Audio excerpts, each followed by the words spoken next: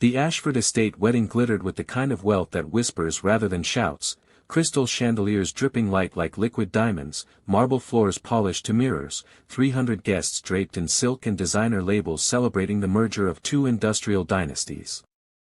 But in the corner near the towering white rose arrangement, Ethan Blackwood sat alone in his wheelchair, a ghost in a sky blue suit that cost more than most of the cars in the valet lot. His suit was the color of a cloudless afternoon, impeccably tailored, summer sky blue with subtle pinstripes that caught the chandelier light. It should have drawn eyes. Instead, it seemed to repel them, as if the wheelchair beneath it created an invisible force field that redirected attention elsewhere. Worth $8 billion. Founder of Access Tech Global. Anonymous philanthropist who transformed entire communities. And yet, in this ballroom buzzing with champagne toasts and orchestral swells, Ethan Blackwood might as well have been furniture. Expensive furniture, perhaps, but still something to navigate around, not engage with. 20 minutes. 3 attempted conversations. Each one following the same choreography: polite smile, eyes dead, reluctant handshake, hand withdrawn too quickly, 10 seconds of small talk before someone spots an urgent need to be anywhere else. One woman in emeralds actually patted his shoulder with theatrical sympathy before floating away without a single word, as if he were a charitable cause rather than a human being. The guests didn't know. Couldn't know. The invitation had been sent because Ethan Blackwood looked impressive on a guest list, tech billionaire, influential name, prestigious presence. But no one had bothered to wonder if he'd actually attend. No one had prepared to see the wheelchair. No one had considered that a disabled man might want to celebrate love like everyone else. So there he sat, a man who'd built an empire from nothing, who'd overcome poverty and prejudice and a spinal cord injury that doctors said would end his ambitions, reduced to a wallflower at someone else's party. Power and wealth mean nothing when social discomfort decides you don't belong. What Ethan didn't know, couldn't possibly know as he watched the celebration unfold without him, was that a 6-year-old girl in a dress as pink as sunrise was about to shatter every unspoken rule in that ballroom. Ella Collins had been told to stay in the staff lounge. Told to be quiet. Told to remain invisible like her mother, who served champagne to people who'd never see her as anything but help. But Ella had looked through the service door window and seen something the adults had missed entirely: a prince in a sky blue suit, sitting alone on what looked like a throne, looking sadder than anyone in a room full of celebration should ever look. And Ella Collins, all of 6 years old and dressed in bright pink defiance, decided that princes shouldn't be lonely.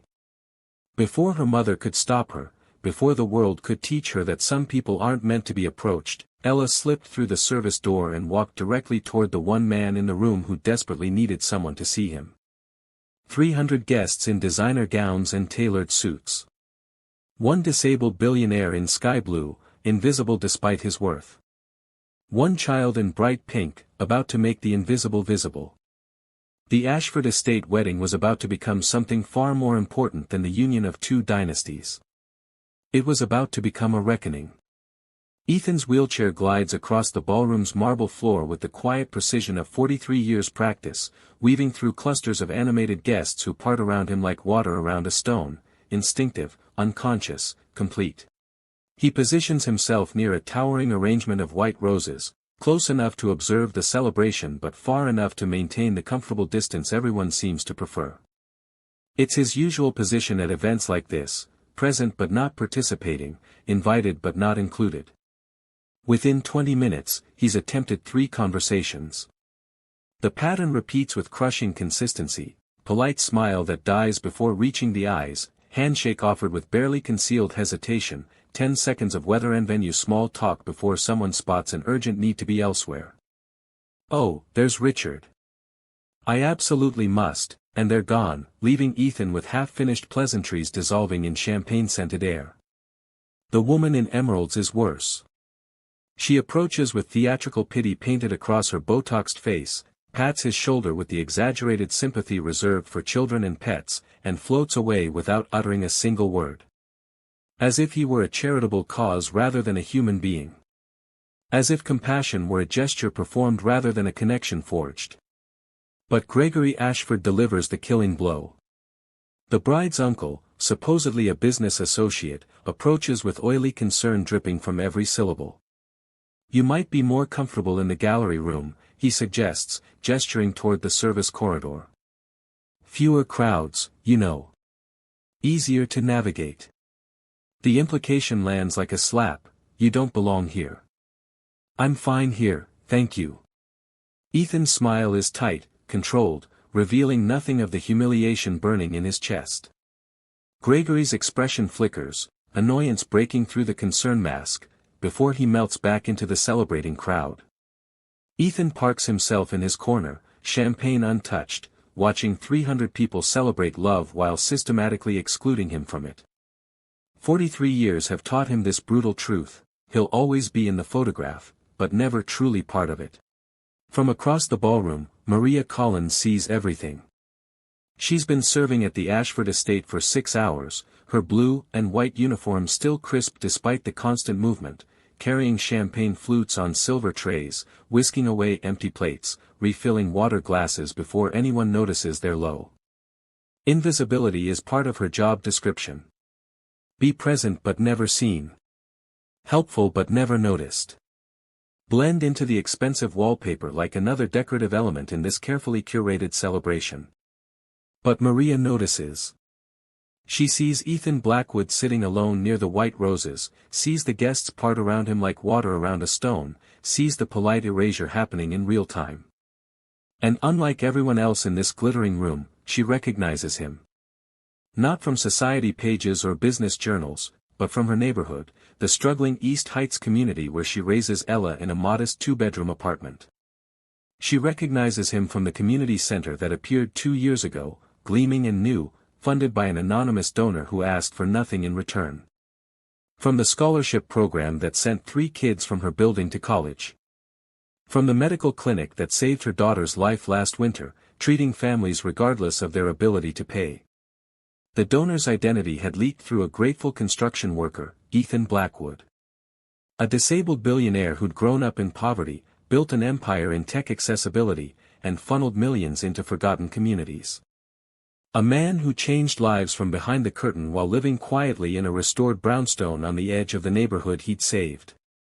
Maria watches him now, this powerful, generous man, being treated like an inconvenience at a party celebrating people who've never given a dime they couldn't write off. The irony burns like champagne in an open wound. She wants to approach him. Wants to thank him. Wants to tell these people who he really is. But her position is precarious: single mother, service worker, wrong skin color in a room full of champagne liberals who'd never actually invite her to dinner. She has Ella to think about. Rent to pay. So she stays silent, serving caviar to people who wouldn't recognize compassion if it was arranged on a silver platter. But her daughter, her brave, boundary-ignoring daughter, won't stay silent for long. Ella Collins presses her face against the service door's small window, her pink dress crinkling against the wood, breath fogging the glass. She's supposed to stay in the staff lounge with the other employees' children, watching cartoons and eating leftover wedding cake. But Ella has always been allergic to supposed to. "Mama," she whispers, tugging Maria's apron with sticky fingers, "why is that prince all alone?" Maria follows her daughter's pointing finger to Ethan, still positioned in his corner like a painting everyone walks past without seeing. "He's not a prince, baby. And he's fine. Adults sometimes like to be by themselves. But he looks sad." Ella's 6-year-old eyes miss nothing. "And his suit is so pretty, like the sky. Princes in pretty suits shouldn't be sad." Maria crouches down, holding Ella's small shoulders, searching for words that won't break her daughter's heart. "Listen, sweetheart.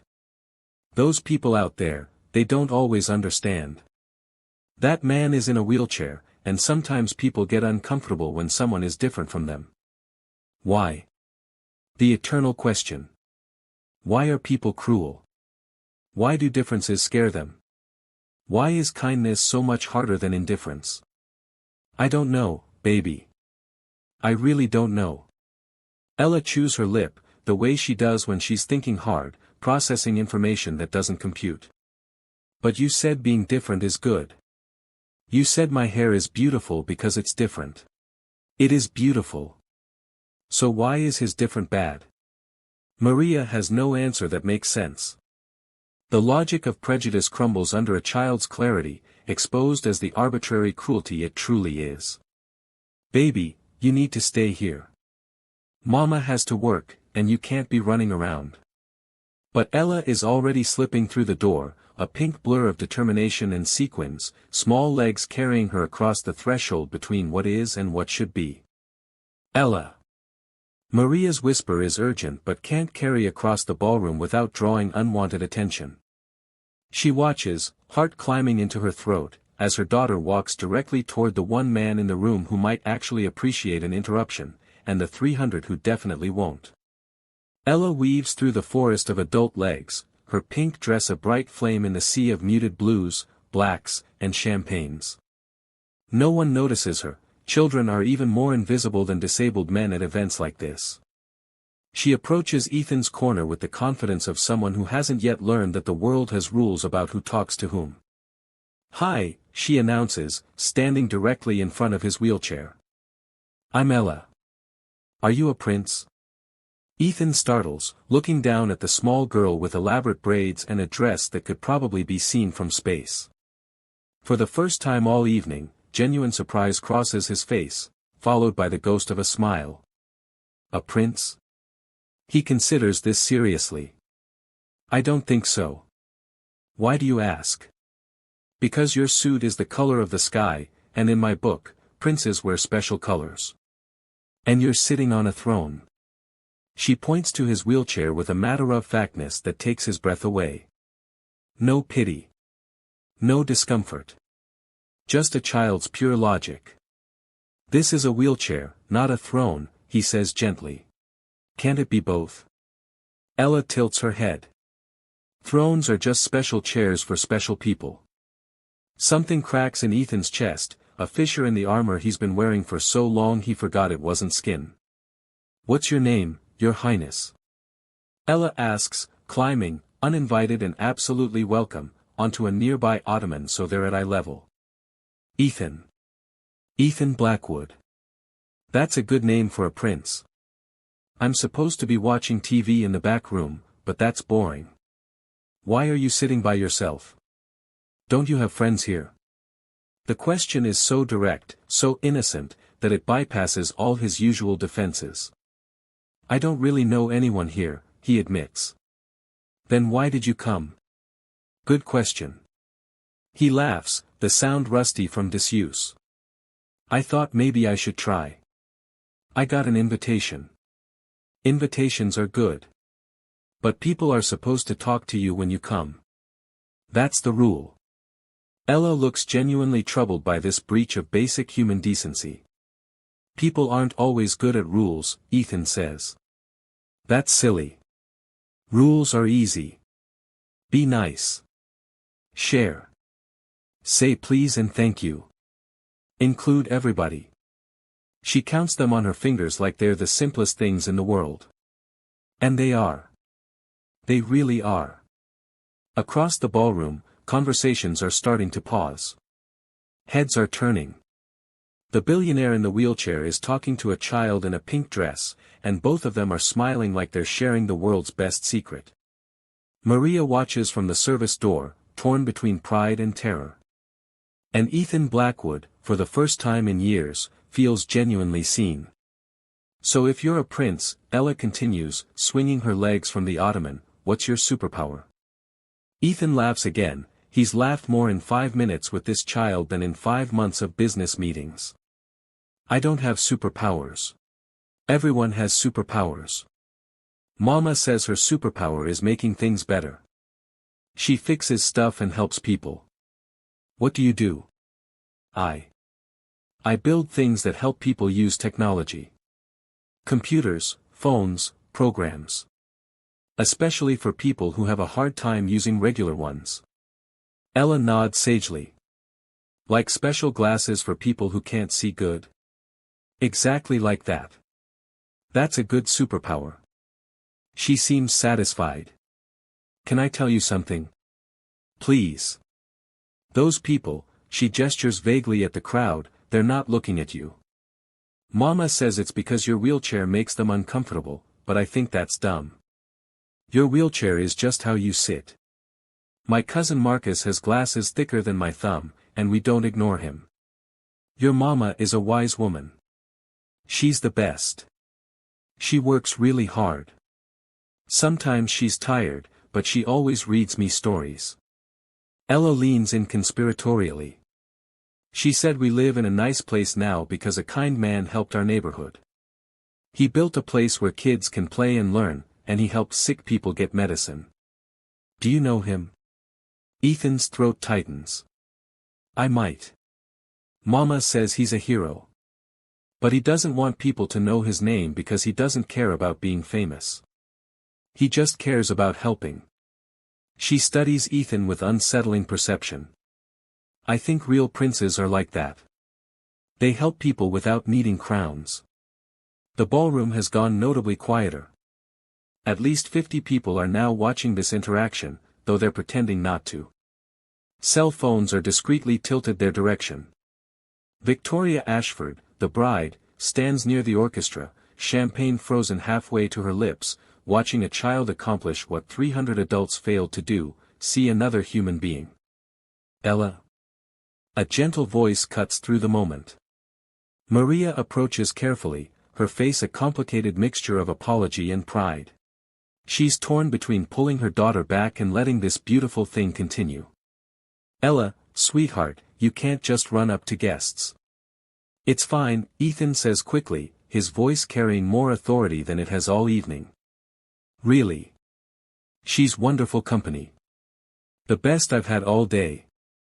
Maria's eyes meet his, and recognition flashes between them. He sees that she knows, and she sees that he knows she knows.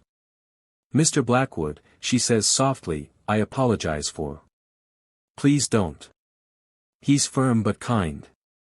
Your daughter just gave me a gift. Don't apologize for kindness. Ella beams. See, Mama. We're friends now.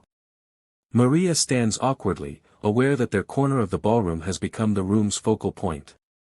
The hum of conversation has shifted, people are watching, whispering, wondering why the staff member's child is monopolizing a guest. But Ethan doesn't seem to care. If anything, he appears more relaxed than he has all evening. Your daughter mentioned someone who helped your neighborhood, he says to Maria, his tone casual but eyes knowing. Maria hesitates, aware of her precarious position. But Ella jumps in with the fearlessness of a child who doesn't understand complex social dynamics. The nice man who built the community center. And the place where sick people get help. Mama says we couldn't afford the doctor when I got really sick last year, but we went to the clinic and they made me better and didn't ask for money. She turns to Ethan. Did you ever get really sick? A few times, Ethan says gently. It's scary, right? But the doctors were nice. The clinic has toys and books and they gave Mama medicine too when her head hurt all the time. Maria's eyes are glistening now. She's tried for 2 years to find a way to thank the anonymous donor, written letters to the community center's board that went unanswered. And now he's sitting in front of her, in a sky blue suit, being befriended by her daughter. Mr. Blackwood, she says quietly, I don't know if you remember the East Heights neighborhood, but... I remember, he interrupts softly. I remember all of it. A small gasp ripples through the nearby guests who've been shamelessly eavesdropping. The name Blackwood means something, old money, tech empire, influential. But this context, this personal generosity, is news. Gregory Ashford, who directed Ethan toward the service entrance an hour ago, has gone pale. He's Googling frantically on his phone, and his face confirms what he's finding. Ethan Blackwood, disabled billionaire, founder of Access Tech Global, anonymous philanthropist behind dozens of community projects. Worth $8 billion.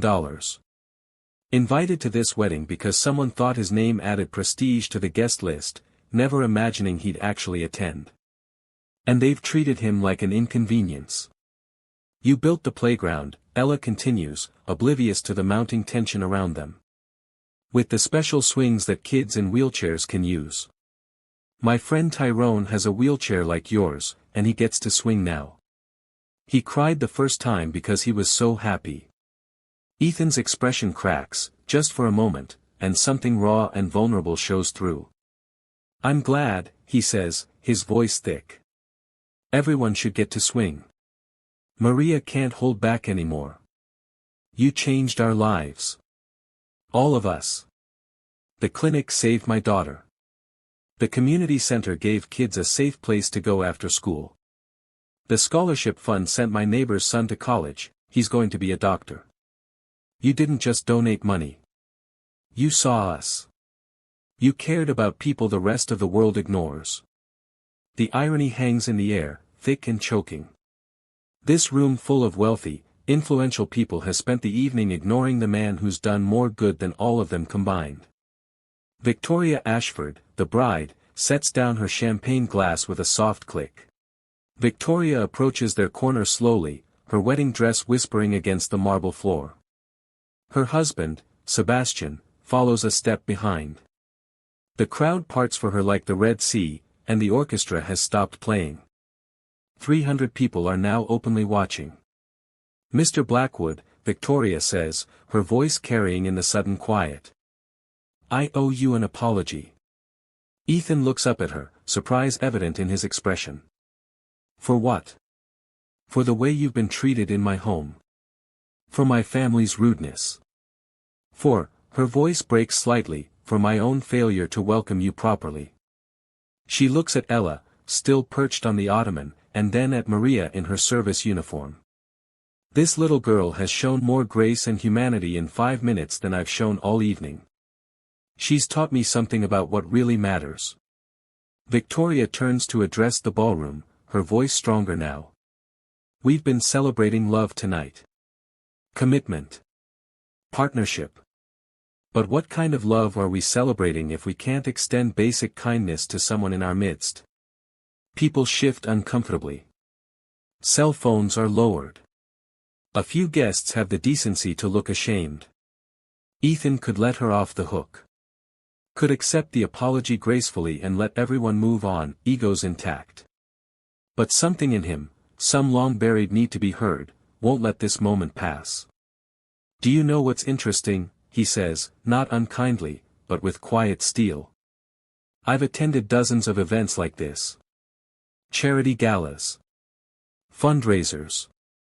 Society weddings. And the pattern is always the same. He pauses, letting the silence build.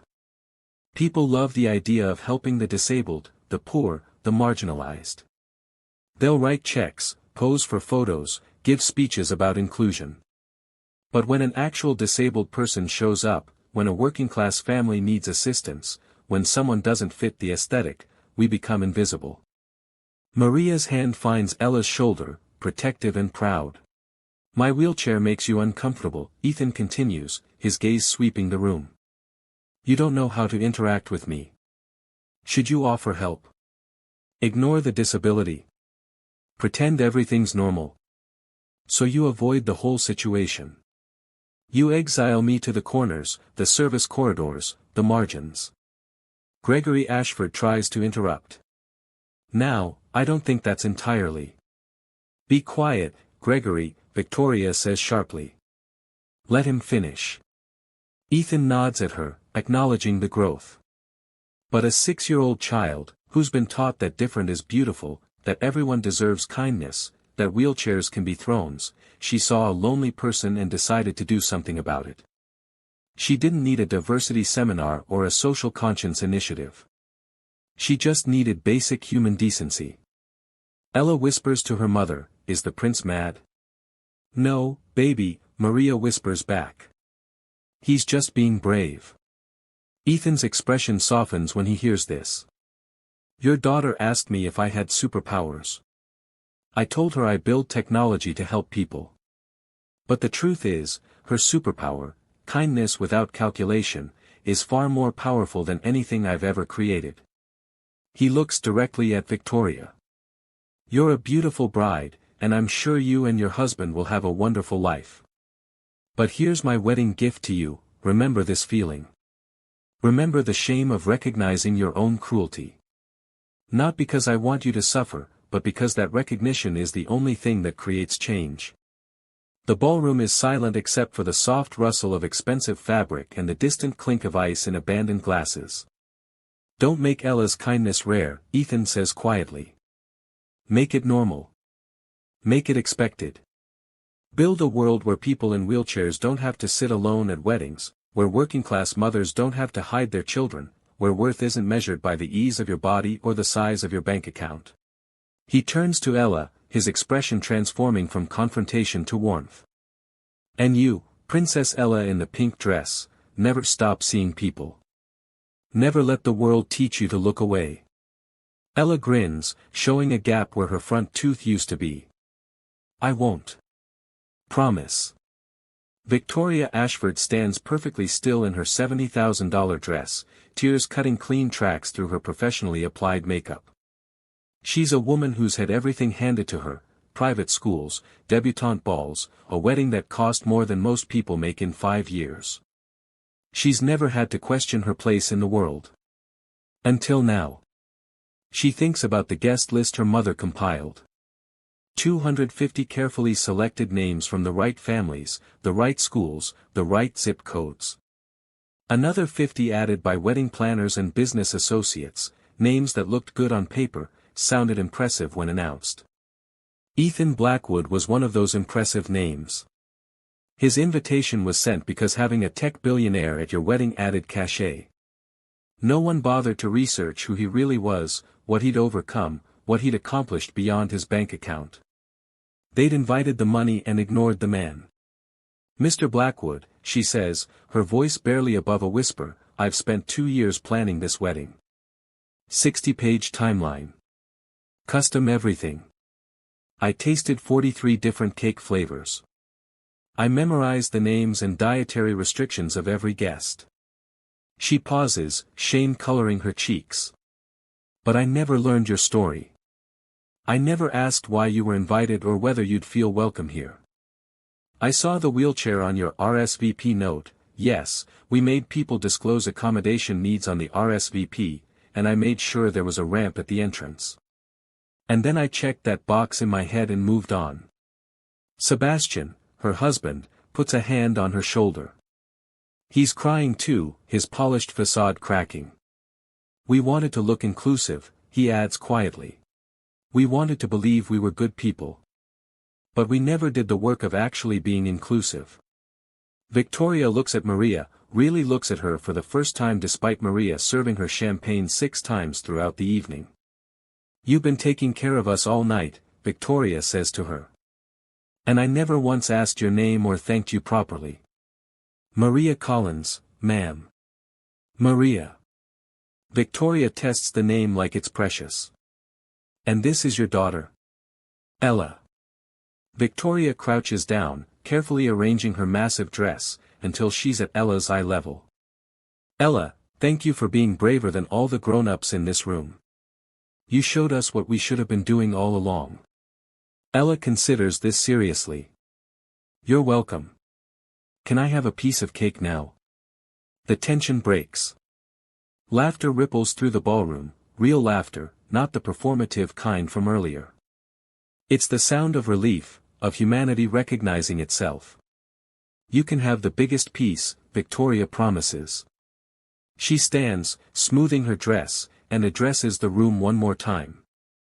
I think we need to restart this celebration. Properly this time. With everyone included. Everyone seen. She extends her hand to Ethan, not with pity, not with hesitation, but with genuine respect. Would you honor me with a dance, Mr. Blackwood? And Ella, would you join us? The orchestra, reading the moment perfectly, begins a waltz. Ethan Blackwood has never danced at a wedding. Has never been invited to dance, never been seen as someone who could participate in that particular joy. But here's Victoria Ashford, Bride of the Year, hand extended. And here's Ella Collins, 6-year-old revolutionary, bouncing with excitement.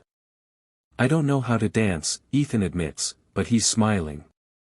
I'll teach you. Ella announces. It's easy. You just move and be happy. The crowd parts as Ethan rolls toward the center of the ballroom floor, Victoria on one side, Ella on the other. Maria watches from the side, one hand pressed to her mouth, tears streaming freely. The orchestra plays a slow waltz. Victoria begins to sway, her dress creating waves of ivory silk. Ella twirls, her pink dress a spinning flower, and then places her small hand in Ethan's. See, she says. You're dancing. And he is. Not in the traditional way, he's not spinning Victoria across the floor or dipping her dramatically. But he's there, in the center of the celebration, moving to the music in his own way, connected to these two people who chose to see him. Other guests begin to join, hesitantly at first, then with growing confidence. The floor fills with couples, with families, with individuals who maybe understand something new about community. Sebastian dances with Maria, a gesture that would have been unthinkable an hour ago. Gregory Ashford approaches Ethan to apologize properly, his privilege thoroughly checked. The woman who patted Ethan's shoulder condescendingly earlier asks if she can donate to his East Heights project. The ballroom transforms. It's no longer a showcase of wealth and status. It's a gathering of human beings, flawed and learning, trying to be better. Ella, growing tired, climbs into Ethan's lap without asking. He wraps one arm around her, and they sway together, the billionaire and the child, the prince and the princess. I like dancing, Ella murmurs sleepily against his shoulder. Me too, Ethan says, and realizes it's true. Victoria watches them, her wedding temporarily forgotten, understanding that this moment of genuine connection, is worth more than every expensive detail she agonized over. The music swells. The chandeliers sparkle. And for the first time in his adult life, Ethan Blackwood isn't watching the party from the margins. He's home. The East Heights Community Center hosts its annual fundraiser on a warm spring evening. The event is nothing like the Ashford wedding, folding chairs instead of velvet cushions, local high school jazz band instead of a 20-piece orchestra, potluck dishes instead of catered cuisine. But every seat is filled. Ethan sits at a table with Maria and Ella, laughing at a story about Ella's disastrous attempt to teach her class hamster to read. Victoria and Sebastian are there too, having become regular volunteers at the center. They're dressed simply, jeans and t-shirts, and Victoria is teaching an after-school arts program. Gregory Ashford, surprisingly, heads the scholarship committee now. His transformation isn't complete, old prejudices die hard, but he's learning. The center has expanded since the wedding, funded partially by donations from guests who attended that fateful reception. Guilt is a powerful motivator, but some of them have moved beyond guilt into genuine care. When the speeches begin, Ella insists on introducing Ethan. She's lost another tooth and gained 6 months of confidence. This is my friend Mr. Ethan, she announces into the microphone, standing on a step stool. He's a prince who builds things to help people. He doesn't need a crown because his superpower is kindness. And he gives really good hugs. He looks at Ella, who's grinning up at him with absolute adoration. And a 6-year-old girl in a pink dress taught an entire ballroom of adults that seeing people, really seeing them, is the simplest and most radical thing we can do. The applause is thunderous. After the speeches, after the dancing, after the last piece of cake is served, Ethan sits with Ella on the community center's front steps, watching fireflies begin their evening dance. Mr. Ethan? Ella asks. Yes, princess. Are you still lonely? He considers this carefully. 6 months ago, the answer would have been yes, desperately, achingly yes. But now? No, he says, wrapping an arm around her shoulders. Not anymore. Good. She snuggles against him. Because you're my favorite prince. And princes shouldn't be lonely. Somewhere in the universe, cynicism loses another battle to hope. And a disabled billionaire in a sky blue suit, surrounded by people who actually see him, finally believes that thrones and wheelchairs might indeed be the same thing after all.